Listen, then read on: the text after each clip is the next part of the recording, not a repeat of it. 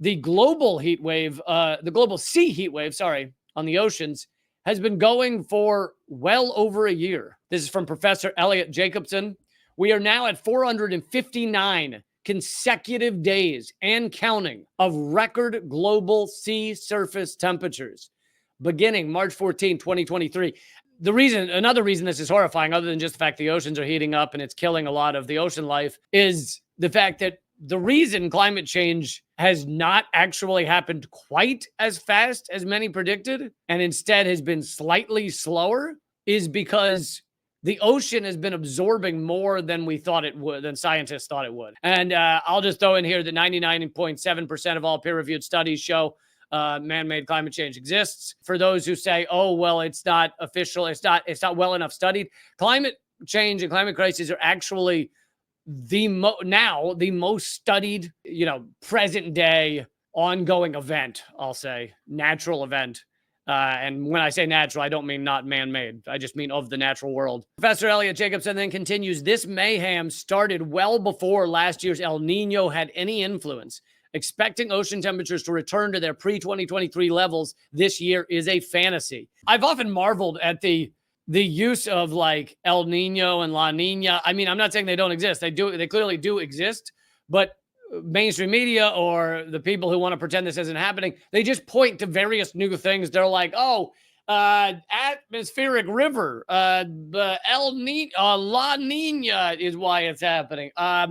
They just keep coming up. Heat dome is why it's happening, not because of anything we're doing, not because of greenhouse gas emissions. No. It's heat. They keep coming up with new terms that no one's ever heard before because they don't want to say climate crisis, because they don't want to say that we're doing this, that Joe Biden and the neoliberals have done jack shit to try and make it so that we have a livable future. I mean, Trump and the Republicans as well. They want to pretend it's not happening.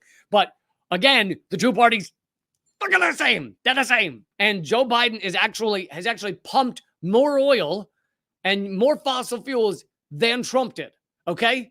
I think the number may even be 3 times as much. It's a shit ton more. And that doesn't mean Trump's better. It means they're both disasters. It's so infuriating that we are sprinting towards an absolutely uninhabitable planet. And the combination of people believing that these politicians, as Democrats or Republicans, are going to do shit about it.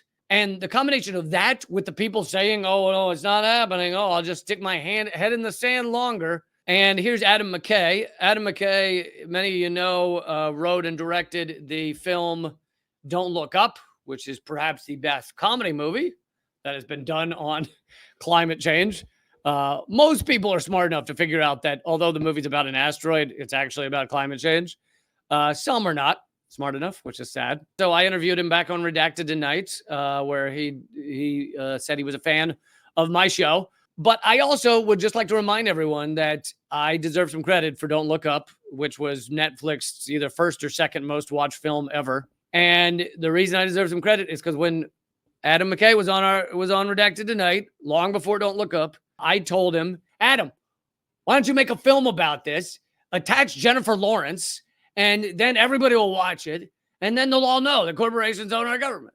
And he laughed and said, yeah, I need to do that. And then he went and he made a film about how corporations own our government, and it stars Jennifer Lawrence. Adam said, I never ever dreamed when we made Don't Look Up, we'd be this far into climate breakdown, and the news media would still be in the daily rip, just trying to keep the bad news light mode. Because one of the things the Daily Rip is the name of the show the fake show that he shows on Don't Look Up. And in that fake news show, Jennifer Lawrence goes on and she's a scientist and she's screaming about screaming about the asteroid, not climate crisis. They try and make it funny. They're like, oh, a little bit depressing, which is what our news does. They take stuff that we should take seriously. I think I do something very different because I will tell you to take something seriously. And then I'll also make separate jokes, whereas they tell you not to take something seriously. Adam McKay goes, I can't believe we're still doing this. And he says, after years of empty banter, are they now too brain damaged to understand what's happening? Here's a clip from today's show, and they're talking about how it is 25 degrees above average across America. 25 degrees above average. A sweltering heat wave is gripping parts of the country. 29 million people are under heat alerts from California to Texas. Temperatures soaring as much as 25 degrees above average in cities like Abilene and Del Rio. Tomorrow, it's going to get even worse in some places. Phoenix is forecast to break a 129-year record, hitting 113. Aren't you glad your mom is visiting? Yeah, she's looking. I know. Because it's a dry heat. Does not make you feel any better right then. A sweltering heat. First of all, they never say the word climate change or climate crisis, and they jump straight to a joke. And this is the difference between the way I joke about things as a comedian and the way they do it. They joke to basically tell people, don't take this seriously. This is lighthearted, right? Ha ha ha, lighthearted. My jokes almost always are not about don't take this seriously. There's a million things you can joke about, right? There's different ways to joke. Mine are never don't take this seriously. Theirs are often or always, ha ha ha, this is so silly, it's not a big deal. And also key is that they never say the terms climate crisis or climate change. They will occasionally do a climate change report, but it is few and far between.